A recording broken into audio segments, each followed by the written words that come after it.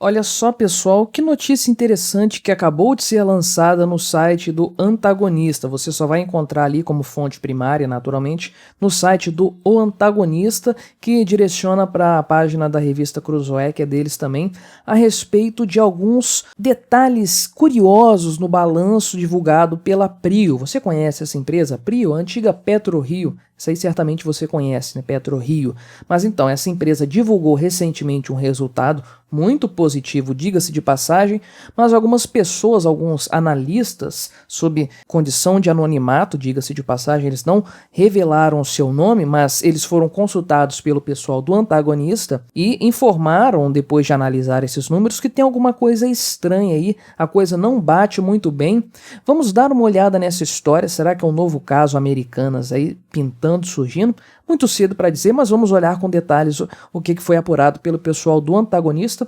Não se esqueça, like, comentário, se inscreva no canal se você ainda não for inscrito, considere aí apoiar o meu trabalho financeiramente, clicando no botão Seja Membro, ou então clicando no botão Valeu Demais, colaborando aí com qualquer valor que você queira me ajudar. Não vai fazer falta para você, mas vai colaborar bastante aqui com o meu trabalho, né? Mas então, primeiro os números aqui divulgados pela Prio, pela antiga PetroRio, no quarto trimestre de 2022, a última parte do ano passado, então, que ficou pendente para ser revelado ao público, não é? Então, eles tiveram um lucro só no quarto trimestre de quase 200 milhões de dólares. Então, assim, uma coisa considerável. Isso aqui dá mais do que R$ 1 bilhão, não é? Uma alta de 19% em relação ao período do ano passado, do quarto trimestre, aliás, do ano retrasado, né? Já estamos em 2023, uma alta, então, de 19% em relação ao último trimestre, quarto trimestre de 2021. Isso aí supera muito a expectativa do mercado, porque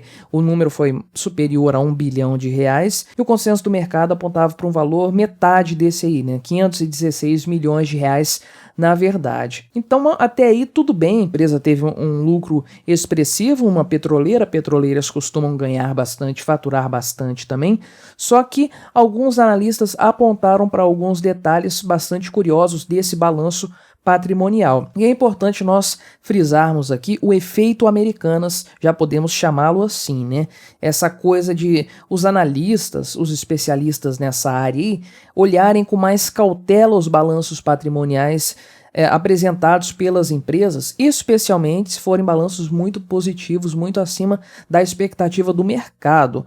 Isso aí, de fato, pode ser creditado ao caso das Americanas. Já fiz vários vídeos aqui no canal comentando sobre esse caso, todo mundo já tá careca de saber o que aconteceu lá também. A gente não sabe a profundidade do buraco, parece que a cada dia tem uma surpresa nova, mas isso aí deixou todo mundo muito atento, muito mais atento com a análise contábil das empresas, analisar detalhes aí que às vezes passam despercebidos, ninguém acredita mais fielmente em balanço patrimonial nenhum. Então, naturalmente, isso está sendo feito com mais consistência, essa análise patrimonial, análise de resultados apresentados pela empresa em decorrência do caso das lojas Americanas. Acredito que o caso aqui da PetroRio é algo nesse sentido também, a análise, né? O fato das pessoas estarem analisando com mais cuidado esses dados aqui. E o fato, isso aí como contador eu posso dizer, se você entende um pouco aí da área de contabilidade, você vai concordar comigo, o fato é que é muito fácil você manipular os resultados de uma demonstração de resultados do exercício, né? Trimestral, anual e tudo mais. Porque existem vários fatores que podem ser incluídos ou como receitas ou como prejuízo, como despesa ali, como custos, né? Então, muitas empresas, por exemplo, que querem pagar menos imposto de renda, porque o imposto de renda, no caso de empresas que apuram o lucro dessa forma, o lucro real, o imposto de renda é pago em cima do lucro apurado na demonstração de resultado de exercício. Então, se a empresa tiver prejuízo naquele exercício ali, ao invés de ter lucro, então ela não vai pagar nada de imposto de renda. Muitas empresas, então, lançam mão desse expediente para forçar um prejuízo ali que talvez não exista na prática. Outras empresas, por outro lado, que querem apresentar um resultado mais positivo, seja para beneficiar os seus acionistas, seja para aumentar o valor das ações, enfim, por diversos motivos, elas também podem lançar mão de alguns subterfúgios, de algumas formas aí, não necessariamente corretas, de aumentar o seu lucro no balanço patrimonial, ou melhor, na DRE, na demonstração do resultado de exercício e aí apresentar números mais satisfatórios. Então existem empresas que fazem tanto uma coisa quanto outra. Em alguns casos isso é feito ao arrepio da lei, né? Faz-se aí um prejuízo artificial para não pagar impostos, para sonegar impostos, né? E também acontece de ser feito aí um lucro que não existe na prática por algum motivo aí que a empresa queira se utilizar, né? Um desses motivos que pode justificar um lucro artificial por parte da empresa é o interesse dos controladores ou pelo menos o interesse da diretoria dessa empresa aí. Se tiver, por exemplo, uma promessa de uma bonificação para a diretoria caso se atinja determinado lucro aí, né, uma política de metas, pode ser que esse lucro seja atingido por algo nesse sentido, né? Então, lá atrás nós tivemos o caso da IRB Brasil, Instituto de Resseguros do Brasil, em que houve esse questionamento a respeito dos resultados, a desconfiança de que os resultados da empresa estavam sendo manipulados para cima, um lucro artificial. Por quê? Porque havia uma promessa para os diretores da empresa, para os altos executivos, de que eles receberiam uma bonificação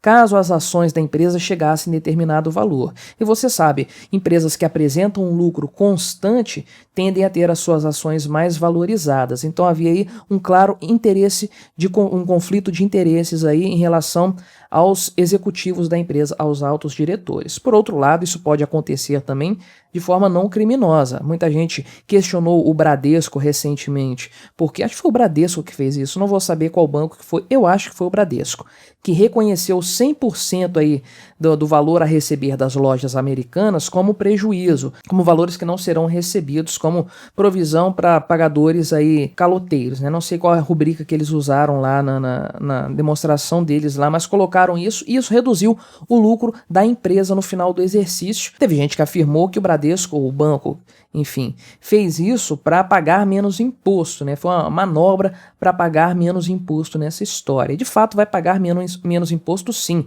mas à medida em que esses empréstimos forem sendo pagos para a empresa, isso vai ser revertido, vai entrar como aumento aí da lucratividade em exercícios futuros. E no caso disso não ser pago, não tem que ter tributação sobre o lucro mesmo nessa história, porque a empresa teve de fato um prejuízo. Então isso é uma utilização correta desses mecanismos aí de redução da lucratividade da empresa, isso é previsto inclusive. Então cada caso tem que ser analisado. Depois de esse longo interlúdio aí falando sobre questões contábeis, vamos ver aqui o que são esses números estranhos da Prio, antiga PetroRio. Então, analistas consultados aqui sob condição de anonimato pelo pessoal do antagonista disseram aqui que um olhar um pouco mais cuidadoso sobre o balanço apresentado pela empresa aponta para números estranhos, né?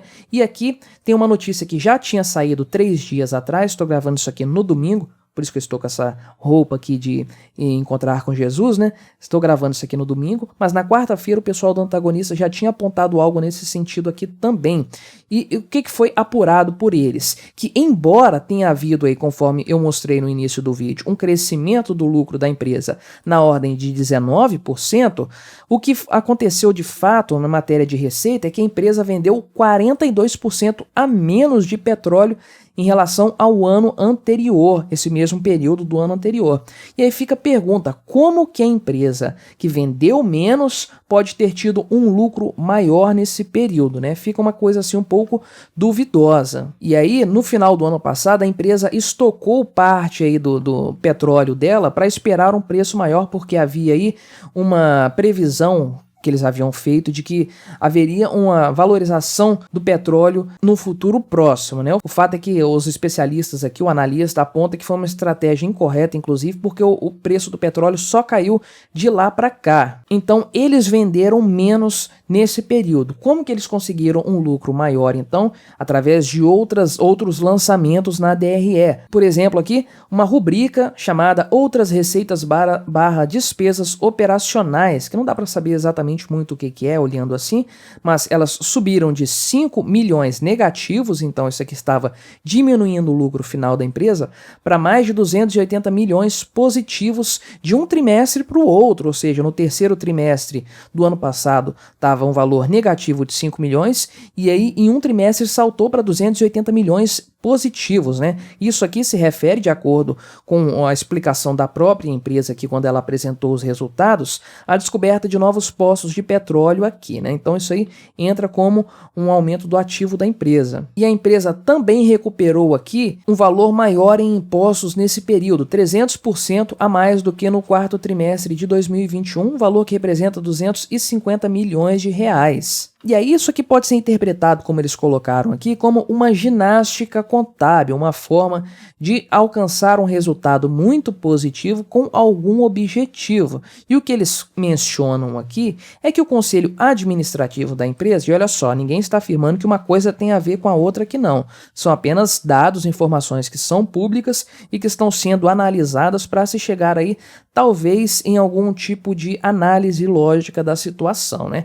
Mas esse conselho administrativo da empresa recebeu o equivalente a 100 milhões de reais em ações da Prio como bonificação no começo do ano agora, né? A empresa diz que isso aqui é um programa que vem desde 2015 e que esses valores aqui se referem a uma parcela de 2021 ainda. Será que é mesmo? Não sei, uma coisa assim que parece um pouco conveniente, né? Para todo mundo, para todos os envolvidos, para a empresa, para os administradores, aí o conselho administrativo. Isso aí representa um aumento das ações da empresa também no final das contas, porque é um lucro maior. E o que você pode observar no gráfico aqui das ações, estou olhando os últimos 5 dias, pegando desde segunda, então está caindo desde segunda, mas olha só, antes da liberação do resultado, houve uma grande queda do valor das ações. Não sei se o mercado estava precificando algo ruim nesse balanço, mas logo em seguida houve uma generosa subida aqui na quinta-feira. Olha só o tanto que se valorizou, mais de R$ 2,00, R$ 2,30 da quarta para a quinta-feira aqui por causa desse anúncio.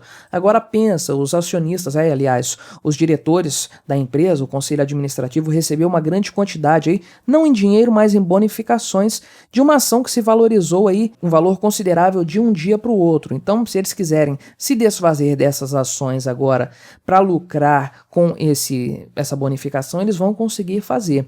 E aí fica a pergunta então, né? Será que esses números da Prio, da antiga PetroRio, estão batendo mesmo? Será que esse lucro é real ou será que nós estamos mais uma vez diante de um cenário de manipulação do mercado? Fica aí o questionamento, temos que ficar atentos para esse tipo de coisa, mas depois do que aconteceu com as lojas americanas, de fato, a gente não pode levar assim com toda a credibilidade os números que são apresentados. Temos que ter um olhar muito mais atento para essa situação, uma vez que há uma suspeita, inclusive, de que o caso das americanas representa a ponta do iceberg de tantas outras empresas que não estão numa situação tão boa assim e o que pode representar, no final das contas, um mercado financeiro brasileiro contaminado por esse tipo de coisa, né? Mas o que você achou dos números da PetroRio, da antiga PetroRio, atual Prio? Você acha que eles são reais ou isso aí é mais uma manipulação de números contábeis? Deixe aí o seu comentário, colabore com o nosso debate,